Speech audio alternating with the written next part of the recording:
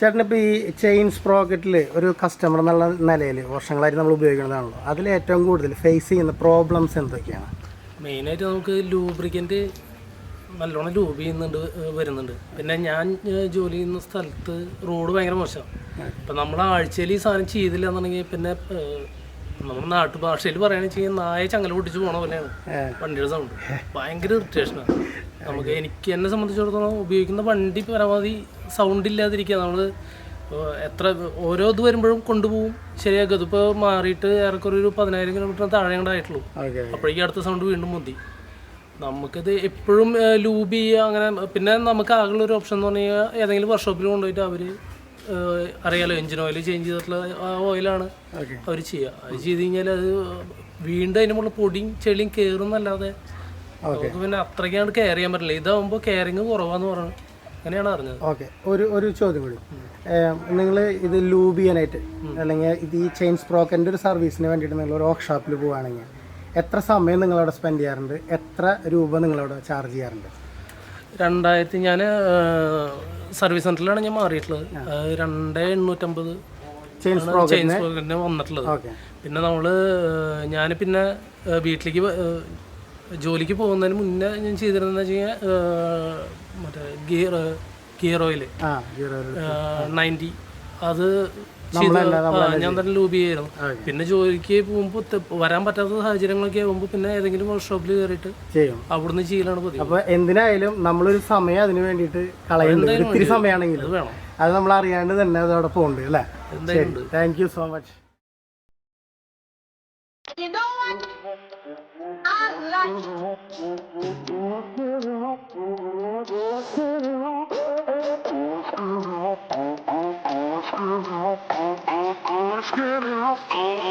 Let's get it on.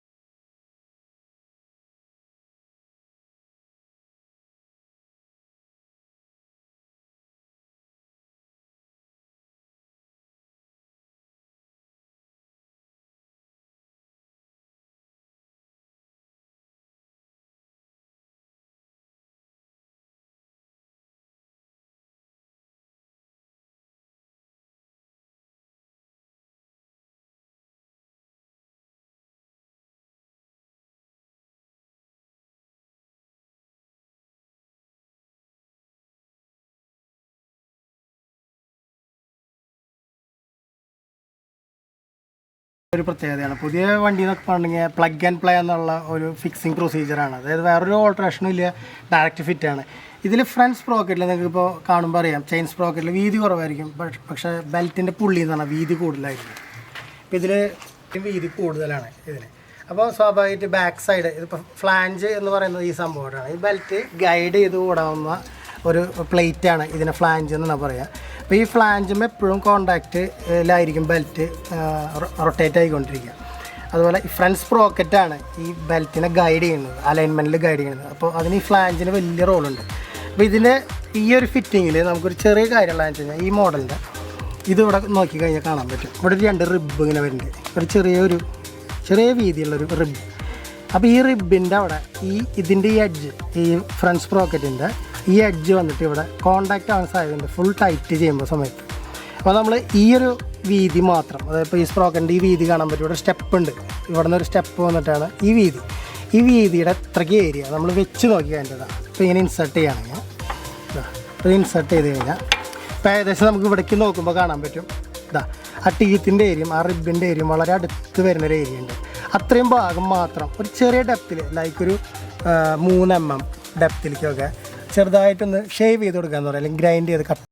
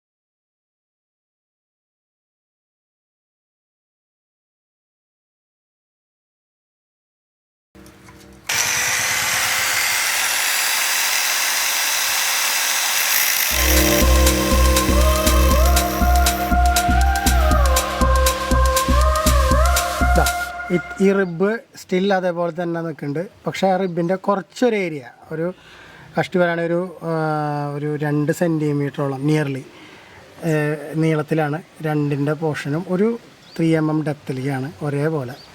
അത് correct നമ്മൾ ഈ ഫ്രണ്ട് സ്പ്രോക്കറ്റ് ഇപ്പോൾ ഫിറ്റ് ചെയ്യുകയാണെങ്കിൽ അതിൻ്റെ ഈ ഏരിയ, ഈ വിഡ്ത്തിൻ്റെ ഇത്രയും ഏരിയ, അത് ഏകദേശം ഒരു 2 സെൻറ്റിമീറ്ററോളമാണ്. അപ്പോൾ അത് വന്നിട്ട് കറക്റ്റ് അവിടെ കോയിൻസ് ആയിട്ട് നിൽക്കും, അതിൻ്റെ ഉള്ളിലേക്ക് ഇൻസേർട്ടായിട്ട് സേഫായിട്ട്.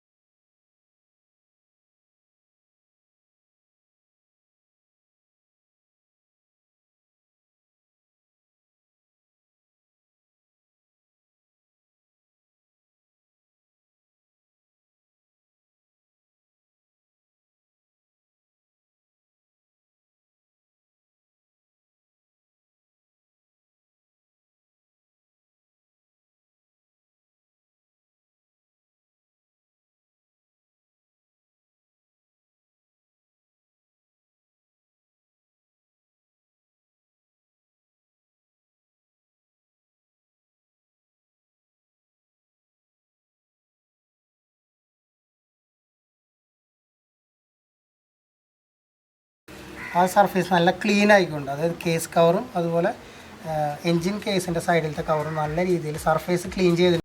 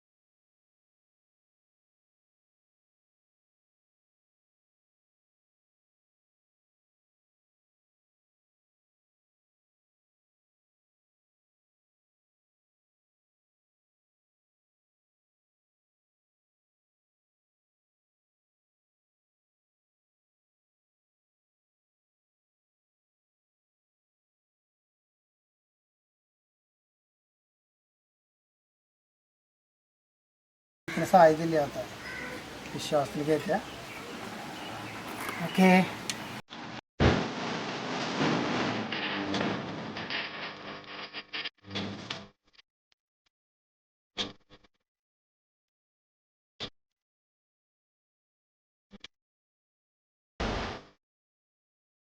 നമ്മളുടെ ഈ കേബിൾ കറക്റ്റായിട്ട് മൗണ്ട് ചെയ്ത് പ്ലേസ് ചെയ്തു. പിന്നെയുള്ള നമ്മുടെ ബ്രീത്തർ ഹോസാണ്, ബ്രീത്തർ ഹോസ് ഇൻസേർട്ട് ചെയ്തു. അതുപോലെ തന്നെ അതിൻ്റെ ക്ലാമ്പ് ക്ലിപ്പ് ചെയ്ത് ജസ്റ്റ് ബാക്കിലേക്ക് വയ്ക്കുക. കാരണം ഇത് ഭയങ്കര ഷാർപ്പ് എഡ്ജാണ്. കാരണം നമ്മളിപ്പോൾ എപ്പോഴും കാലോ മറ്റു കാര്യങ്ങളൊക്കെ കൊള്ളുമ്പോൾ കട്ടാൻ സാധ്യതയുണ്ട്. ഭയങ്കര ഷാർപ്പ് എഡ്ജ്, അതിന് ബാക്കിലേക്ക് വയ്ക്കുക. സോ ഈ ഏരിയ നല്ല പക്കയായിട്ട് കഴിഞ്ഞു. ഇനി നമുക്ക് അടുത്തത് ഇവിടെ നമ്മൾ കിക്കർ ഷാഫ്റ്റ് ഫിറ്റ് ചെയ്യാം. അതുപോലെ ഫുട്രസ്റ്റ്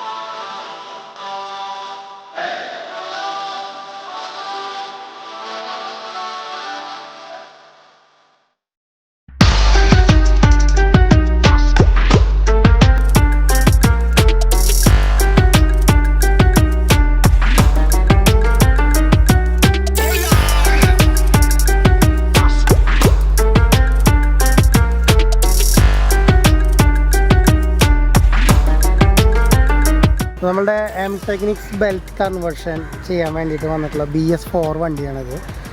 അപ്പോൾ നമ്മളുടെ ജോബ് കാര്യങ്ങളൊക്കെ നല്ല വെടുപ്പായിട്ട് ചെയ്തു. അത് കഴിഞ്ഞ ശേഷം ഇപ്പോൾ നമ്മളുടെ ഈ വണ്ടിയുടെ ഓണർ ഒരു ടെസ്റ്റ് ഡ്രൈവ് കഴിഞ്ഞിട്ട് വന്നിരിക്കുകയാണ്. അപ്പോൾ നമുക്ക് ആളോട് ചോദിക്കാം എങ്ങനെയുണ്ട് ഇതിൻ്റെ വ്യത്യാസം. ചെയിൻ സ്പ്രോക്കറ്റിൽ നിന്ന് ബെൽറ്റ് ഡ്രൈവ് സിസ്റ്റത്തിലേക്ക് വരുമ്പോൾ ഒരു കസ്റ്റമർക്ക് ഫീൽ ചെയ്യുന്ന ആദ്യത്തെ ഡ്രൈവിൽ തന്നെ ഫീൽ ചെയ്യുന്ന കാര്യങ്ങൾ എന്താണെന്നുള്ളത് അദ്ദേഹത്തിനോട് തന്നെ ചോദിച്ച് മനസ്സിലാക്കാം. അനിൽ സാർ, നിങ്ങൾ ഇവിടെ വന്നതിന് നന്ദി. ഈ റീപ്ലേസ്മെൻറ്റിന് നമ്മളുടെ കൂടെ ഇത്രയും കാര്യങ്ങൾ സംസാരിക്കാൻ കൂടുതലാണ് വലിയ നന്ദി. എന്താണ് തോന്നിയത് നിങ്ങളുടെ ഫസ്റ്റ് റൈഡിൽ നിന്ന് നിങ്ങളുടെ എക്സ്പീരിയൻസ് ഒന്ന് പറയാം? ഈ വോയിസ് കണ്ണ നല്ല നോയ്സ് ഉണ്ടായിരുന്നു, അതൊക്കെ മാറി നല്ല സ്മൂത്തായി. അതുപോലെ തന്നെ വൈബ്രേഷനൊക്കെ നല്ല രീതിയിൽ കുറഞ്ഞിട്ടുണ്ട്. ശരിക്കും കാരണം ഈ വണ്ടിക്ക് ഒരു മുമ്പേ എല്ലാവരും പറയാറുള്ള ഒരു കാര്യമായിരുന്നു, ഒരു ഇത്തിരി സ്പീഡിൽ പോയി കഴിഞ്ഞാൽ ഒരു വൈബ്രേഷൻ ഭയങ്കരമായിട്ട് ചേച്ചിലേക്ക് വരും, ഹാൻഡിലേക്ക് വരും, ഇങ്ങനെയുള്ള കാര്യങ്ങൾ. ആ വൈബ്രേഷനിൽ ശരിക്കും ഒരു കുറവ് തോന്നിയിട്ടുണ്ട് അല്ലേ? നല്ല വ്യത്യാസം ഫീൽ ചെയ്യുന്നുണ്ട്. അതുപോലെ തന്നെ ആ ചെയിൻ്റെ ഒരു സൗണ്ട് പോയപ്പോൾ തന്നെ ഒരുപാട് വ്യത്യാസങ്ങൾ. ഓക്കെ, മൊത്തത്തിൽ നല്ല സാറ്റിസ്ഫൈഡ് ആണ് നിങ്ങളുടെ വർക്കിലും. ഇപ്പൊ ഈ മെറ്റീരിയലിന്റെ കേസിലാണെങ്കിലും ശരി, പ്രൊഡക്റ്റും നിങ്ങളുടെ വർക്കും കാര്യങ്ങളൊക്കെ ഫുൾ സാറ്റിസ്ഫൈഡ്. ശരി, നിങ്ങൾ എങ്ങനെയാണ് ഇപ്പോൾ ഈ ബെൽ ഡ്രൈവിനെ പറ്റിയിട്ട് അറിഞ്ഞിട്ട് നിങ്ങൾ ഒരുപാട് മെക്കാനിക്സിൻ്റെ അടുത്തോ അല്ലെങ്കിൽ ഇതിൻ്റെ കൺസൾട്ടിങ് പേഴ്സൻ്റെ അടുത്തോ എന്തെങ്കിലും ചോദിച്ച് മനസ്സിലാക്കിയിട്ടുണ്ടായിരുന്നോ? ഇങ്ങനെ ചെയ്ത് കഴിഞ്ഞാൽ എന്താ ഗുണം ഉണ്ടാവുമെന്നോ, എന്തെങ്കിലും വഴിയിൽ പ്രശ്നങ്ങൾ ഉണ്ടാവോ, എന്തെങ്കിലും അങ്ങനെ എന്തെങ്കിലും സംശയങ്ങൾ ഉണ്ടായിരുന്നോ നിങ്ങൾക്ക്? എനിക്ക് സംശയങ്ങൾ അങ്ങനെ ഇതായിട്ടുണ്ടായിരുന്നില്ല. ഇതിന്റെ നമുക്കിപ്പോൾ ഇതിന്റെ കാര്യങ്ങൾ എങ്ങനെയാന്നുള്ളത് നമുക്ക് ഇതിനെക്കുറിച്ച് കൂടുതലായിട്ട് അറിയണ്ടായിരുന്നില്ല. ഒരു പുതിയ സംഭവം പരീക്ഷിക്കണം എന്നുള്ളൊരു ഇൻസ്റ്റാഗ്രാമിൽ ഒരു വീഡിയോ കണ്ടത് അതുവഴിയാണ് നിങ്ങളുടെ അടുത്ത് എത്തിപ്പെട്ടത്. ശരി. അപ്പോൾ അതിൽ നിങ്ങളുടെ പാർട്ട്ണർ മറ്റേ ജെയ്സൺ ആളിനെയാണ് ഞാൻ കോൺടാക്ട് ചെയ്തിട്ടുണ്ടായിരുന്നത്. ആൾ ഡീറ്റെയിൽ ആയിട്ട് കാര്യങ്ങളൊക്കെ വളരെ വ്യക്തമായിട്ട് പറഞ്ഞു തന്നു. നമ്മളതിൽ സാറ്റിസ്ഫൈഡ് ആണ്. അപ്പോൾ അത് കാര്യങ്ങൾ വ്യക്തമായിട്ട് മനസ്സിലായതുകൊണ്ടാണ് നമ്മൾ പിന്നെ നമുക്ക് ചെയ്യാന്നുള്ളൊരു കോൺഫിഡൻസ് വന്നത്.